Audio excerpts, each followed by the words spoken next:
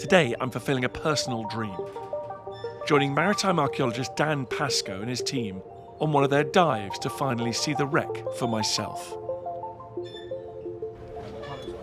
Hey Dan, how's it going? Good morning, Dan. Welcome aboard. Great to be here. Amazing weather. Perfect weather. Perfect weather. Amazing visibility. It's good down there as it is up here? It will be today. Sun is going to be high in the sky. It's going to be shining down on all that amazing archaeology. You're going to love it. Can't wait. It's going to be great. Come inside. I'll show you some footage from Monday. Right, so here's the chart. Here's the chart, and here's the footage from Monday, which Mike took. And what we were doing here was revealing the rope. That's amazing. Yeah, it's like it just went down yesterday. It's all coiled up, it's tarred, it's in really good condition. Is that because it's been protected under the sand, basically? Exactly. So that sand has created this anaerobic environment. The oxygen-free environment has helped preserve the wreck and its treasures for centuries. But shifting currents now pose a new and urgent threat. And now that that has been uncovered, the process of destruction sadly will begin. That's it, it's starting now. So it's under threat from the physical environment, the biological environment. I mean, all the timber that we're seeing, you can already see it's got gribble and teredo, so it's shipworm. So we really want to excavate this site so we can expose parts of the site that haven't been uncovered, that will have pristine surfaces, and those surfaces will provide the details that will tell us so much more about the ship and the people that lived and worked on board it. And so the red is what's sitting proudest from the seabed, is Exactly, it? this is the highest point, and actually the top of this red area here, which is the top of the shot locker, because it's a big pile of cannonballs, is 4 meters higher than the surrounding seabed. So if we go past it, you'll be looking, be towering up above us. God, it's an astonishingly rich site, isn't it? I mean, it's the Stuart Mary Rose. Exactly. I mean, it's quite similar to the Mary Rose in the fact that it's probably have one side of the vessel with all of the contents lying on one side.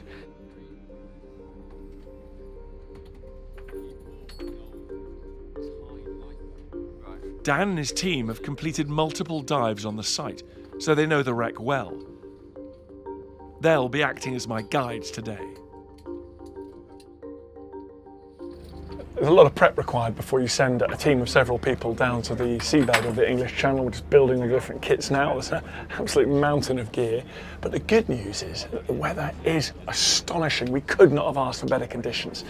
So fingers crossed the visibility is as good down there as it is up here.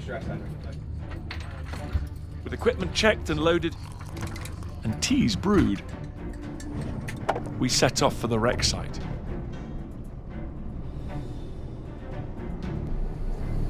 Today, the sea is calm and still.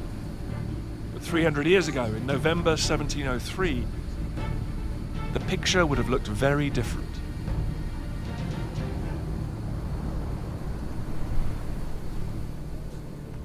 On the morning of the 26th, there were, broadly 2 big groups of ships anchored here off the east coast of Kent. One group was over there, commanded by Admiral Shovel, just to the north of that headland. Another large group of ships, naval and merchants, were anchored in here off the so-called Downs, this stretch of coast here. Now, that was fine if the wind was blowing from the southwest. They were protected by the land. But by the evening, the wind was blowing so violently that they risked dragging their anchors and being smashed onto the sandbanks to leeward out here in the channel. Even before they set sail, Northumberland was in a pretty rough state. Damaged in the recent fighting at Vigo Bay. Her crew ground down by food shortages and ravaged by disease. One contemporary record describes the fleet as very sickly, with several officers and many seamen already dead. The provisions, he wrote, were poorly salted. Much of the food had spoiled before they even reached the Straits. But among all the surviving reports, there's one particularly chilling account that stands out to me. It's recorded by Daniel Defoe, one of England's greatest authors. He wrote just after the storm, "For words were no sooner uttered than they were carried away by the wind. So although those upon deck spoke loud and close to one another, yet they could not distinguish what was said. And when they opened their mouths, their breath was almost taken away." You can just imagine the men trying to work together desperately to save their ship and their lives. But the situation just overwhelming.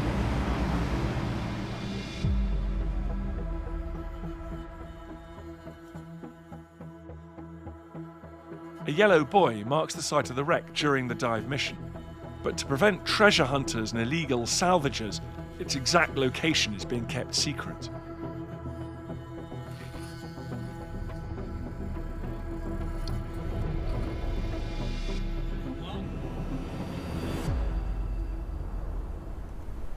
All right, Dan, so we've got our dry suits on, which even on a nice British summer's day is still necessary for diving. That's it. It's going to be cold on the bottom, colder than it is on the surface, that's for sure. And what is our mission for these dives? So Thursday, Friday, we're going to be back in the water, surveying the site, filming the site, and we're looking for new features that have just become exposed because the sands have shifted. And every time we dive this site, we find something new. So it's a matter of going down there, seeing what the sand has uncovered, the state of preservation, well, and just surveying the wreck. Exactly.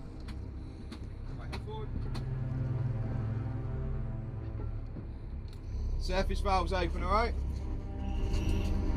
Happy? Contents. Oh. Okay, go!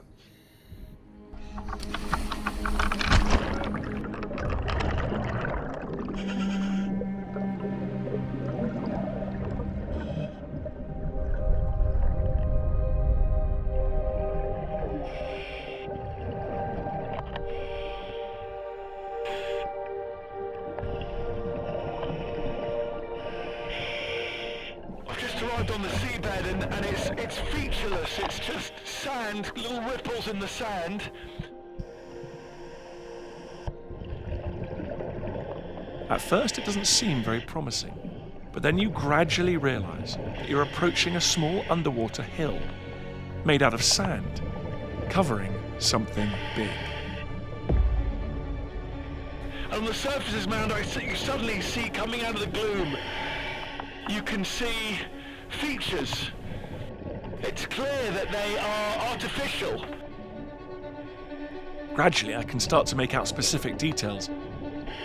Ropes that would have been part of the great forest of rigging emerge from the sand.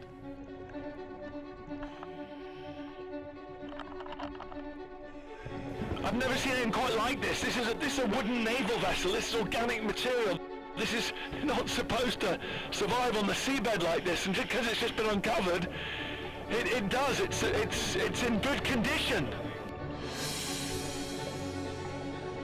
To my amazement, standing proud above the wreck are the very cannons Northumberland used in her victory at Vigo Bay.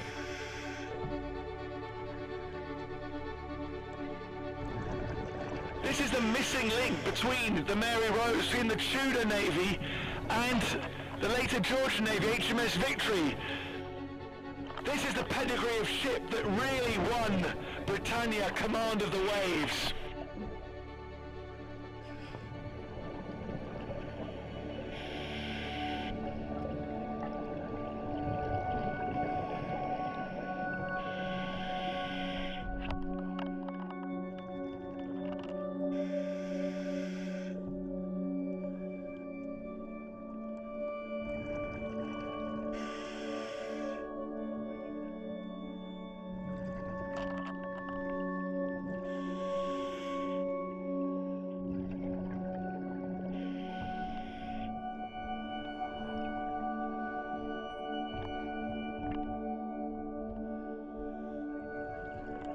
I've never seen anything like this in British waters. This is certainly the best wreck that I have seen off the British coast.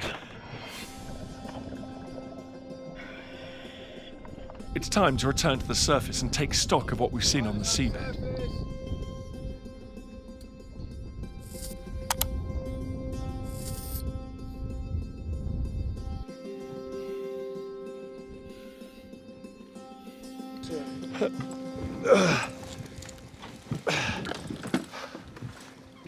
Well, that was the best diving experience I've had in British waters.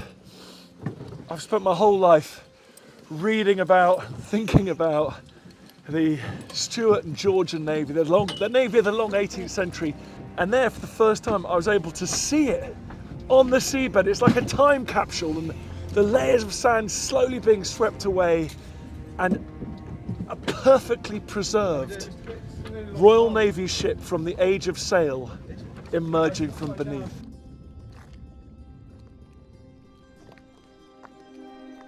Seeing all that material on the seabed that you don't expect to see, because that's the kind of stuff that doesn't endure. No, can you imagine? This is 300 years old, and we're seeing wooden surfaces with shipwrights marks on.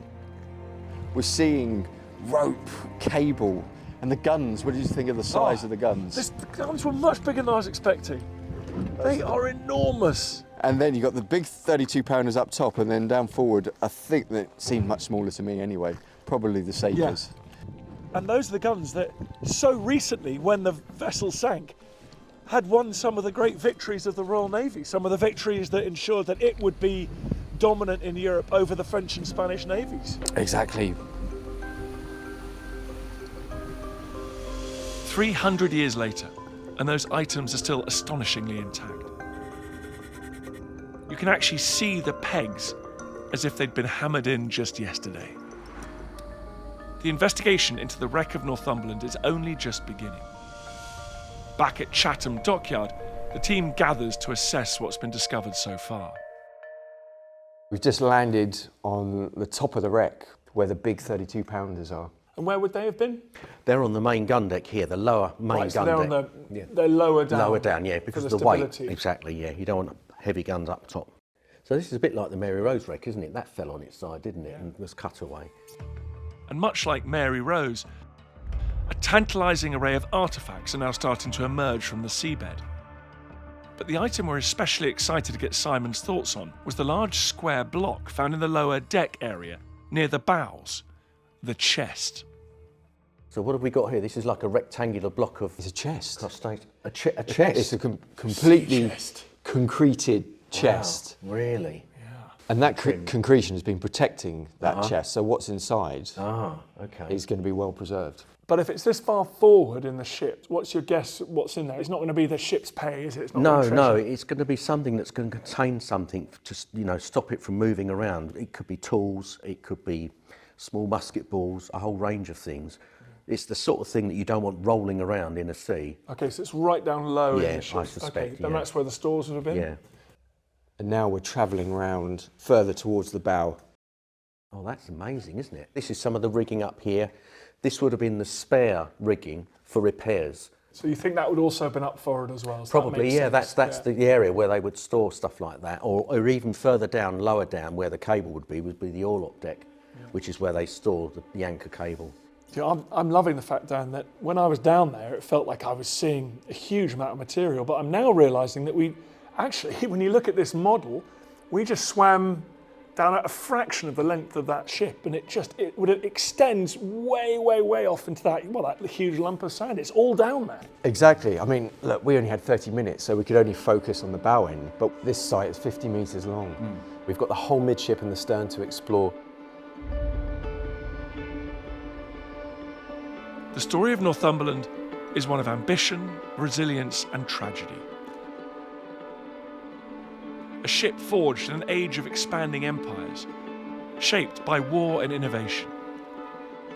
Brought down, not by battle, but by the fury of nature.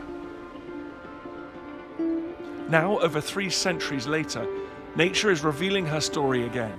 An incredible opportunity to rediscover this once great ship from the age of sail.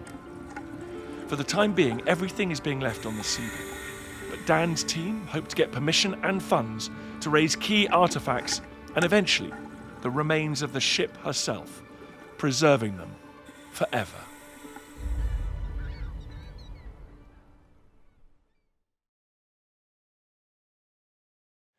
Thanks for watching this video on the History Hit YouTube channel. You can subscribe right here to make sure you don't miss any of our great films that are coming out. Or if you are a true history fan, check out our special dedicated history channel, historyhit.tv. You're going to love it.